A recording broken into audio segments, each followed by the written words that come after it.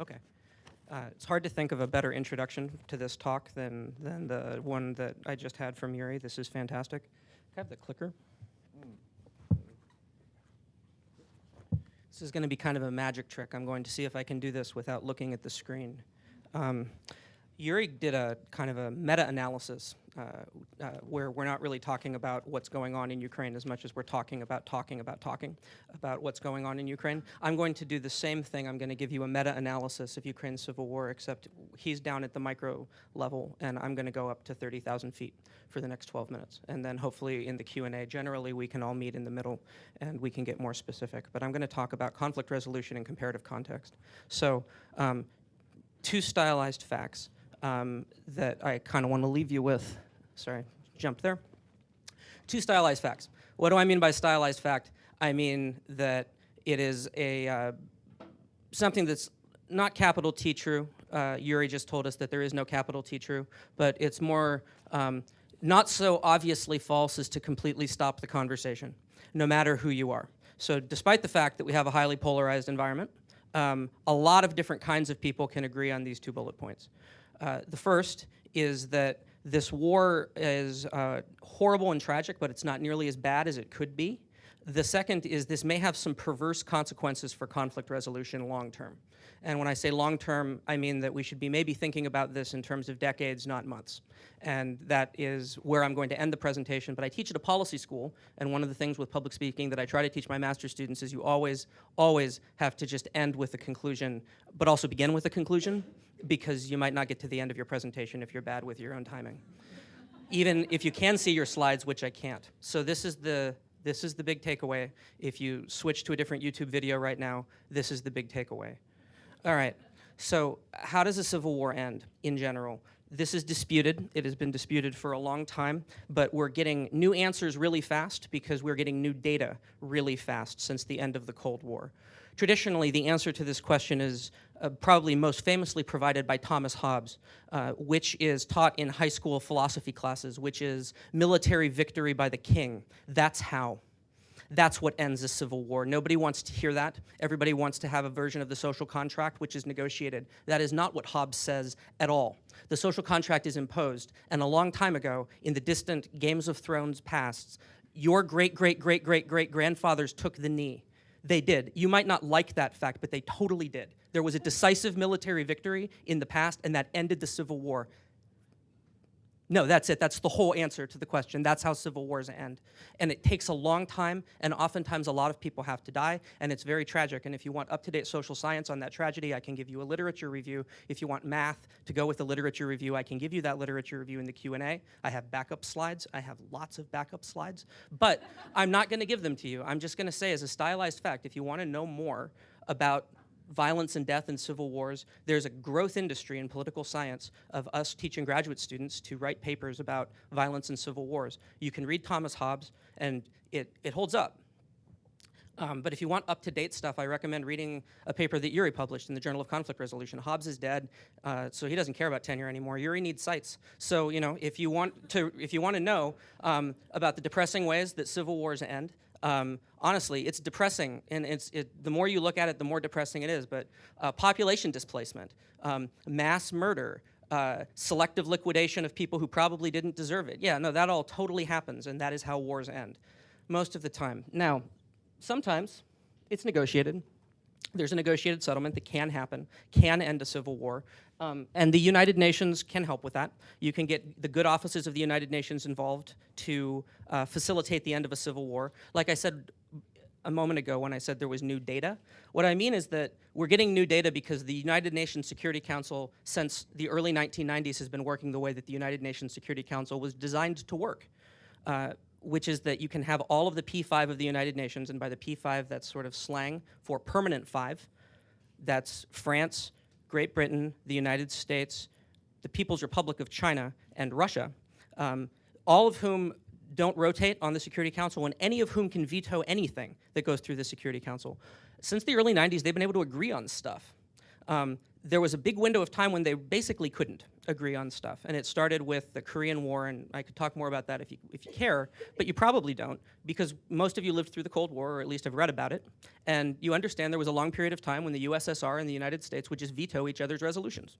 And so we didn't have a functioning Security Council. That ended with Gulf War I, and after Gulf War I, since Gulf War I, we have had an explosion of UN peacekeeping operations, UN PKOs, which is when you get government-led blue hats running around war zones trying to put Humpty Dumpty back together. And social scientists have been in on this game.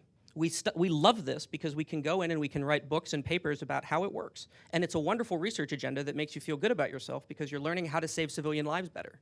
All of that nasty human and short stuff from Thomas Hobbes can be remedied with the right kind of international charity, and you can write papers that will both get you tenure and help make the world a better, happier place. It's a good, liberal way to be in the academy, and a lot of people have been that way. I mean, not Yuri, but a lot of people have. Okay, so here's the bad news. The bad news is that a UN peacekeeping operation pretty much requires a lead state. One of the P5 of the United Nations has to step up and actually organize what's happening in the conflict resolution zone. And it has to be one of them. And they're not rushing to do it in most cases. Why? Well, because in most cases, what happens in a civil war is not actually affecting directly the interests of the great powers. It's kind of a collective action problem. It's like taking out the garbage in a fraternity. Somebody has to do it because otherwise the whole house starts to stink, but no one really wants to do it. The problems that come from civil war zones are totally tragic for the people who live in the civil war zone, but from the perspective of the P5, they are a public goods problem in terms of international governance. Governance. You don't like the refugees. You don't like the spread of terrorism that can come from stateless, ungoverned spaces in civil war zones. You don't like the fact that because of the civil war, there's no border control, and so a whole bunch of drugs are being trafficked, and women are being trafficked, and all of that's sad. So we kind of want to end the civil war. But it's not such a big problem that we really want to send our troops and send blood and treasure. So this is a picture from the Donbas.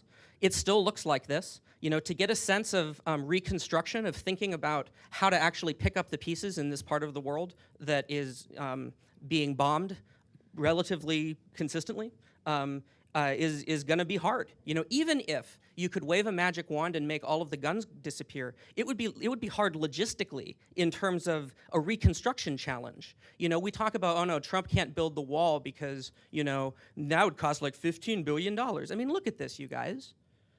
Right? I mean, the Donbas is a big gaping hole. And, you know, that's before we get to all of the other stuff that we would ideally like to do for conflict resolution. Like, you know, for instance, the dolphin PTSD thing that we heard about before. Wouldn't that be cute? Yeah, it would. You know, in between those 2 points, there's a lot of other things that would need to be done. We would need elementary school textbooks that agree on, you know, some way to tell the story of this war. In local languages, we would need to have disarmament of these militias. We'd need to put the young men who have been employed in militias back to work in factories that have been bombed. Sounds really hard, right? And when you ask all of the P5 of the United Nations, okay guys, so who wants to do it? You know, no one wants to do it because they're afraid that if they do it and they get it wrong, there's going to be liability for getting it wrong, and they're not crazy to feel that way. And so you pass the buck in general. Now, because there are PKOs at all, you know that it isn't just buck passing. You know, we do get these UN peacekeeping operations. You get them all over the world. And it tends to fall into spheres of influence. You get, if it's Francophone Africa, France becomes the lead state that sort of organizes the activity of all the NGOs. If it's Great Britain, you know, people look at Great Britain. If it's in the Western Hemisphere, or if it's Haiti, people kind of stare at the United States. Liberia, people stare at the United States. In the post-Soviet wars in the early 90s, Tajikistan, Georgia, Transnistria, people kind of looked at Russia. We now know what that looks like, and you know that's part of the problem in Ukraine. I'll get there in a minute, but you know the bottom line is that the great powers basically, even though it's a dirty job, somebody does it, and you know the embassies coordinate. One final point: why does any embassy have to coordinate at all? Why does it have to be the P5? The P5 are not like randomly assigned. The P5 are the 5 countries in the world that actually have military capacity to go do things if they have to. And if you just pull out the military balance and start looking around at like which countries have long-range ability to reach out and touch someone, and you know, after the P5, there are some others on the list, but there aren't that many. And most of the actual dolphin training and actual work that is done in war zones is done by missionaries. They're secular missionaries. You know, they're master's students in their 20s, you know, or graduate students sometimes in their 30s. But it's people like us who are basically liberal, whose hearts are in the right place, who want to go out and help someone. And you know, we haven't started families yet, so we spend some of our time living and working in war zones, working for CARE and Save the Children, and doing, you know, kind of the work of the angels. When those people are kidnapped, somebody has to send in special forces to get them out. And if you know that one of the P5's embassy is going to get them out, then you don't kidnap them in the first place. So you know, you can't just ignore the security background, you know, that is taking place off the equilibrium path, to use a little bit of jargon. Somebody actually, with coercive capacity, has to coordinate the activities of all of these different NGOs. And there are hundreds or sometimes even thousands of different NGOs operating in these war zones. So somebody has to do it. So Ukraine is a little bit different. It's not just a collective action problem, although it is that too. It's a little bit more complicated. It's more complicated because 2 or 3 of the P5 of the UN Security Council disagree in 2 important ways about some important facts. First, and let's just call them the United States and Russia, just for simplicity, but what I really mean is the United States and Great Britain and Russia. And Great Britain has a veto too. So, you know, a radical change in US policy because of a change in our domestic politics, which I don't think will happen, but if it did, would be insufficient because Great Britain is still there to stop us from going crazy, like we maybe just did. Now, too soon, yeah, I know, I'm too soon, okay. You have the Anglophone countries and you have Russians, and they disagree about 2 things. First, they disagree about which of the other ones started it. There is a strong theory in the English language space that this is Russia's fault, and a strong theory in the Russian space that this is NATO's fault, and that's not going to change. They also disagree about whether the other side should be allowed to rebuild it, because there's a strong sense on the Russian side that that would just be giving the Americans what they want, which is a rebuilt Ukraine in NATO, and a strong sense on the Russian side or on the American side, that would just be rewarding bad behavior by Putin. Like, you don't get to take Crimea and then get Ukraine in your sphere of influence, no way.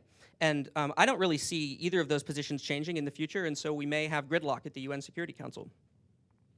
Maybe we'll see a way out of that, but maybe not, too. I think the Russians have a very strong sense that NATO and the EU might actually be bad for Ukrainians. And you could say that they're completely wrong about that, or that they're crazy to think that. You can say that. But there might be some people in the Kremlin who really in their hearts believe that. Just like there's a lot of Americans and people in Great Britain and of course in Canada who really believe, like in their hearts, that the worst thing possible for Ukraine is a Ukraine rebuilt by Russia. Like that might just be one of those places where you know, we have to disagree. But if you have to disagree, then we don't pass a UN Security Council resolution because they have vetoes. So you don't get a UN peacekeeping operation and it doesn't get rebuilt because there's no security framework to rebuild it.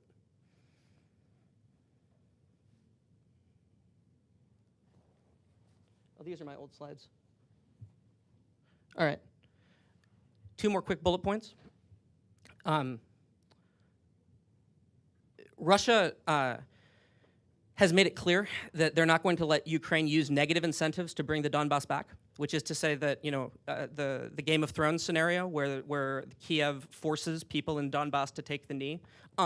No, probably not. It's hard to see how you could drop enough bombs to make that happen, because eventually Russia will use the military power at its disposal to escalate to a point that the West cannot tolerate.